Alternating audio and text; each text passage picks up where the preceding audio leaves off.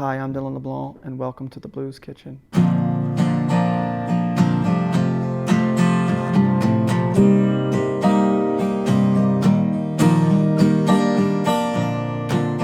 Dylan LeBlanc may only be approaching his 30th birthday, but his songs and experience carry a wisdom of someone 3 times his age.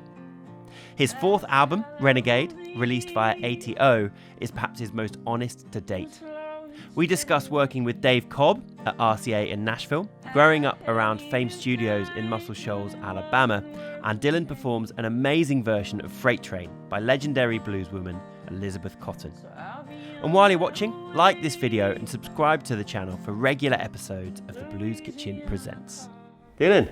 What up? Welcome to The Blues Kitchen, man. Thank you. It's been a real pleasure having you here today. It's been good. Nice. Your performances are beautiful, which our Thank you. viewers are going to see in a short while. But huge congratulations on your 4th record, Renegade. Thank you very much. It really is a remarkable record. Thank you. We'll come back to that in a minute, though, if we may. Sweet. Because I'd really like to ask you a little bit about your formative years. Okay. You and hearing your songs played acoustic now, it's kind of particularly resonant that you're 30 years old. Yeah. But it sounds like you've lived multiple lifetimes. You sound very wise in your songwriting, shall we say. That's just show. I'm not. No, yeah, but thank you. But you grew up in post-Katrina and New Orleans, right? Yeah, well, I actually was born in Shreveport, Louisiana, which is about 4 hours north of New Orleans, and then I moved down there when I was a teenager. So I've only lived in New Orleans past post-Katrina.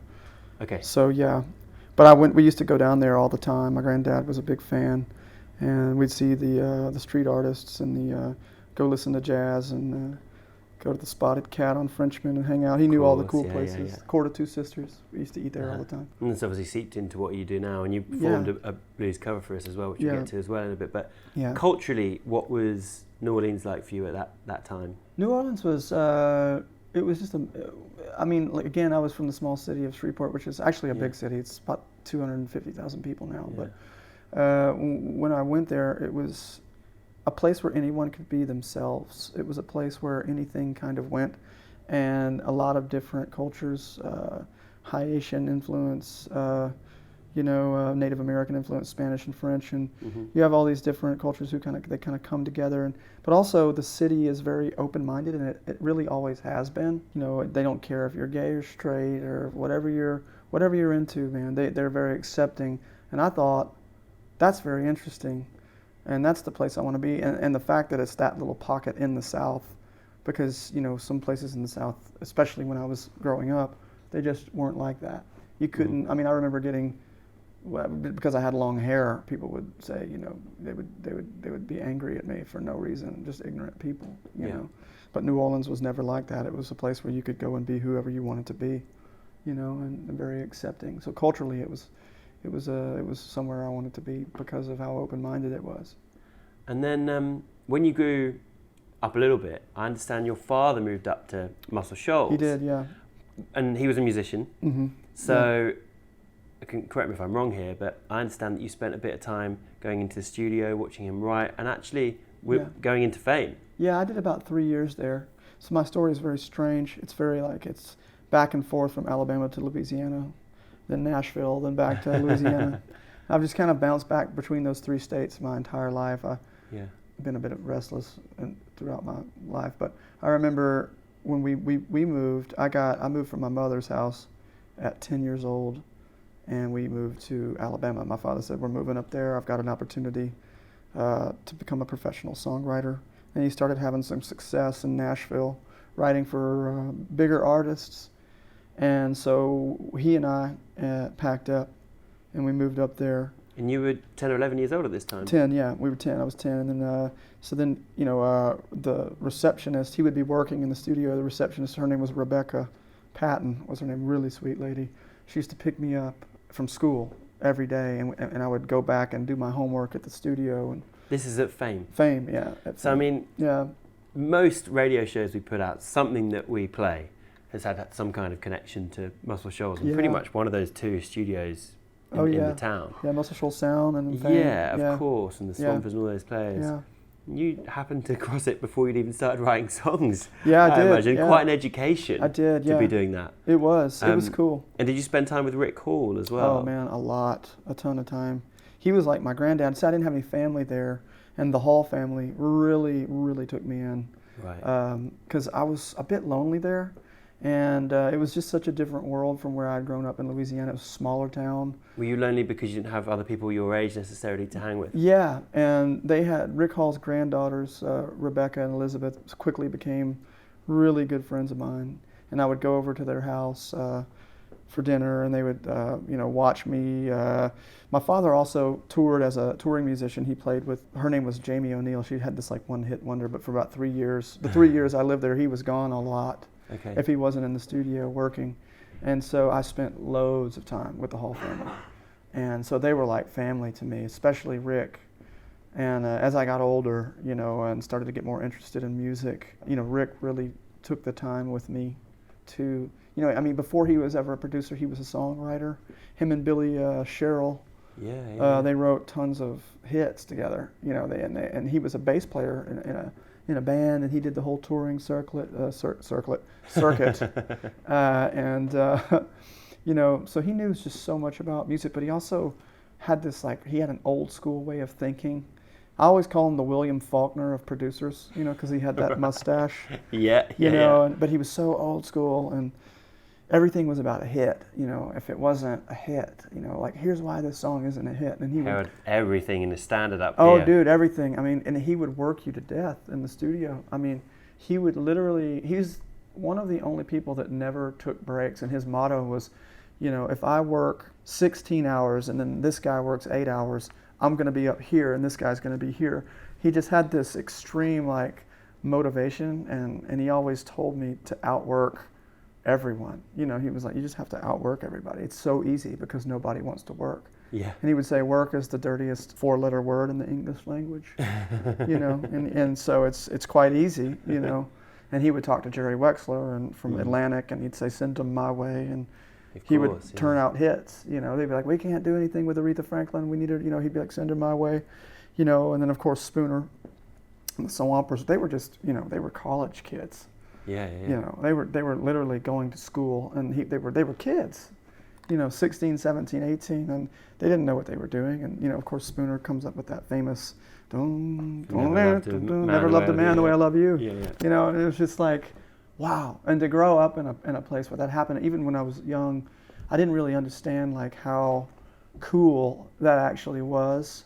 Yeah. Because it was That's good though. Yeah. That's good, because getting into it in later life, you have your preconceived ideas. Right. And you know those songs before you know where they came from and the people that played on them and the history around that place. Yeah. It's wonderful, kind of the way you learned it, because you have no preconceptions whatsoever. Yeah. It's very, very pure in the way it was. Yeah, it really was. It literally sank into my subconscious. That's what I was going to kind of ask is, do you feel like you learned directly from Rick, or was it kind of just osmosis? I just don't think I could get rid of that town, even in my own psyche, even if I wanted to. Yeah. Just because of it was at such a pivotal time in my life. And so many people were around, A Woman Left Lonely, which is one of my favorite songs ever, was written by one of my favorite people still to this day. Is Spooner Oldham.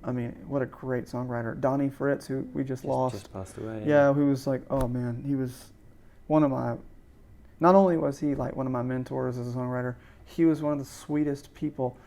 And the thing about all of those people is they were all they were so humble and so eager to show you and teach you and really take you under their wing. And they were just fascinated by the fact that I was young and that I was interested in what they were doing.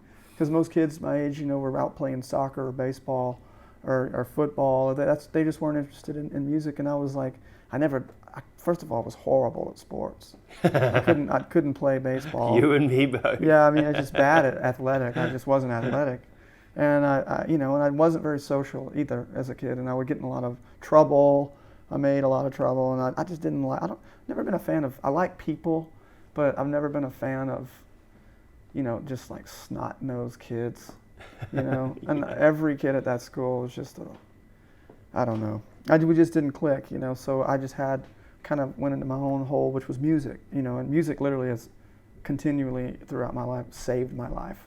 That's wonderful. And when you started writing, Was it a really nerve-wracking thing to play these tunes to these people, or was it really nurturing? Oh, I didn't play it too. I didn't play my tunes for those people. Really? No, not at all. Too nervous to do so? Yeah, too nervous, and also, my father was a songwriter, and he's a tough critic, and he's a very great songwriter. But, I would write half of a song, and, I would come to Spooner or somebody, and I'd come in, and they would say, "Don't come to me with half of the song," Really? Yeah, come to me when you've completed the song and play the whole thing for me, and that was a lesson. It's a lesson, yeah. Yeah, and I would say, "Oh wow, okay, so like make sure I've done the job," and then and it was just things like that, little things along the way, and I remember, hearing that songwriting was a practice, like, you practice songwriting, you never get to where you really want to be, but it's like. Doctors practice medicine and lawyers practice law. You practice songwriting, and it's something that you continue to do, and hopefully you just like get better along the way. Really, it's a craft. It needs to be learned just like anything else. Yeah. Some people have a natural gift. Of course. And some people can just write, the first 5 things that come out are just beautiful. Right. But they're anomalies. Yeah. Most people have to work at it for a long time. I'm not people one of those forget people. that. Yeah. I had to work. I have to put the hours in. Oh yeah. I've had to put the hours in for sure. I mean, yeah, but I do know people like you're talking about, like my friend Courtney Marie Andrews. Oh yeah. Oh man, she's one of the best lyricists I've ever. The songs just. They just come out of her. Yeah, I don't know how she does it. I really don't. But we're very close, and she'd play me something, and I'll just think, Jesus, that's the best thing I've heard in 10 years. Wow. And it's all from here. I think she never got caught up in her head about it, like I have. I think too much about how does this touch someone intellectually, and not enough about what comes out of here, And she just always writes from right here, and I think that's what's so powerful about her, But then you have guys like Raylan Baxter, who I've written with, who he's just, his mind is so crazy, and he's influences from every he's angle. literally as well. going like 1,000,000 miles a minute, and he'll throw out 10 lines, and they're all really good, and then I'm just trying to process it, and of course I'm slower, and it takes me a couple of days to write one song, and I take my time with it, but the process is different for everyone, you know. On the process, maybe we could skip forward to your new album. Yeah, of course. Renegade. Yeah. So you've been talking about Rick Hall, obviously legendary producer and engineer from Muscle Shoals, but one of the people that's now flying that flag, I think, is Dave Cobb from Nashville, and he's working at RCA, isn't he? Yeah. And that's who produced your record, Renegade. So maybe you could tell us about what the process of working with Dave was like. Dave is also a purist. Everything about him is about capturing the moment in the studio and capturing a live band. And but he definitely has his ways about him. And when we started, I first was so nervous. He gave me 10 days in the studio. And I didn't think that was enough time. And I remember calling him and being like, "Hey, what's this 10 days thing that you're talking about?" Was this at RCA? Yeah, at RCA. Yeah, Oh, and he was like, I do it all the time. He's like, "Don't worry about it." I got this. Yeah, and I said, "Well, my band is it okay if my band comes in?" And he's like, I don't know about that. I have a routine. I got my guys, and we really have it down." And so right off the bat, I wouldn't say that Dave and I were cross, but it was like, I was like, "Look, my band has worked with me for 4 years now. We've been nonstop touring. I'd like them to be a part of the creative process. I feel like it would be a slight to them to not have them in on this." And so I said, "Look, give me 1 day with them. If you don't like it, you can send them home." And he agreed to that. And so seems like a fair deal. It was a fair deal. It was. And I knew that we were going to go in and we were going to kill it, because we've been playing for a year, so we were very tight as a group. So the Pollies came in, and we set up, and we played. We the first day we knocked out about 6 songs, Wow. So we just never spoke of it again. It was just like, okay, we got this, and Dave was cool, and we just never talked about it again. And then his whole thing is he sits out in the room with you with an acoustic guitar. If he has a question or if he hears something, he'll stop. And he'll say, "Do this here, try that drum roll, just try it." It's all suggestions. He's not like a hard taskmaster, really. But, he's very involved. He's probably the most involved producer I've ever worked with. Okay. But he plays with you in the studio. And also, this record was totally different from anything I ever did, and which is one of the reasons. Huge sound. Yeah, and which is kind of a Cobb signature. Totally, anyway, isn't it? So. And that's why I asked him to do it. Yeah. And luckily he agreed to do it. So, but he knew. He also just has the best gear that money can buy. He's got like a Fairchild that he runs all the drums through. I mean, like that's a $75,000 piece of gear. He's got EMI outboard gear from Abbey Road that they did Dark Side of the Moon on. Yeah. He's got like incredible microphones, amazing guitars just everywhere. And also you're in RCA Studio A that's built for sound. Yeah. Chet Atkins literally built that studio for sound. And it's the Elvis studio as well, right? Yeah. It's a classic place, man. And so it's hard not to be creative there. Maybe we just chat about that track, Domino. Domino, of course, yeah. So I understand that you were writing about an experience you spent a night in a cell in New Orleans. Yeah. And was Domino someone that you met?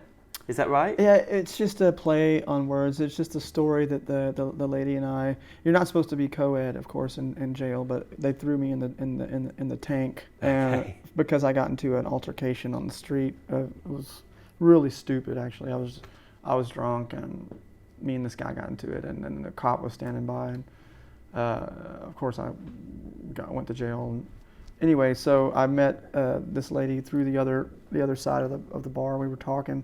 She was her story was compelling to me, and I thought I'll write a song about her. And then the whole play on words of Domino. I hear that's what you're called. You take everybody down when you fall. I just thought that was interesting. Yeah. Of course. So. Fantastic. Yeah. Well, you played a cover for us early on. Yeah. You did an Elizabeth Cotten tune. Yeah. We'd love to hear it. Okay. I'm sure our viewers would love to hear it as well. So maybe you'd be kind enough to introduce your performance. Yeah. This song is called "Freight Train" by Elizabeth Cotten.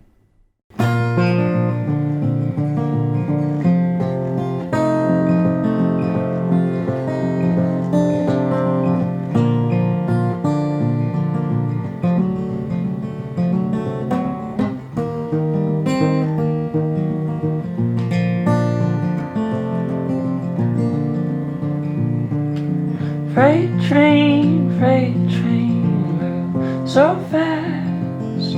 Freight train, move so fast. Please don't tell the train I'm on. They won't know which route I've gone.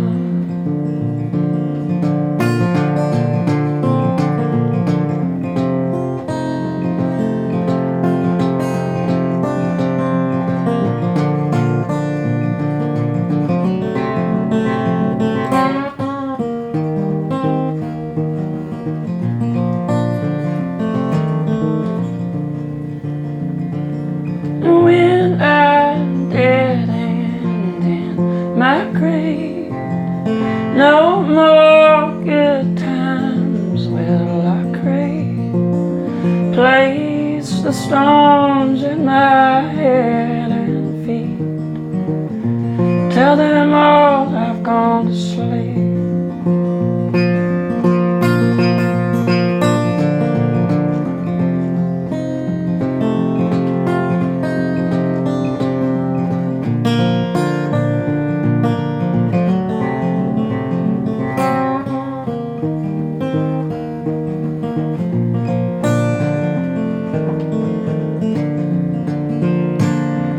Oh, when I die, bury me deep down at the end of Old Chestnut Street.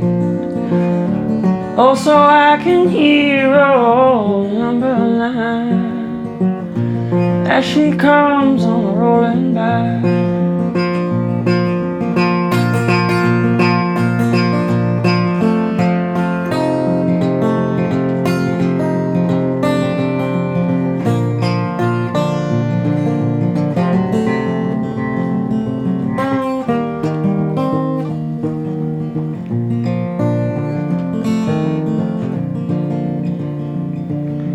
Freight train, move so fast. Freight train, move so fast. Please don't tell what train I'm on. They won't know which route I've gone.